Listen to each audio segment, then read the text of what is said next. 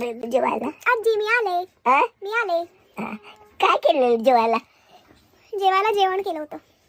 हा? जेवायला जेवण केलेलं आजी. आजी हाय मी आले. How are you? I am fine म्हणायचं ग.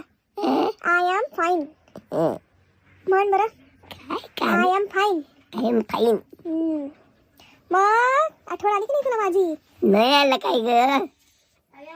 किती दिवसांनी आलीस बघ. तू तर काय बोलवत नाहीस, फोन करत नाहीस, मग काय करायचं?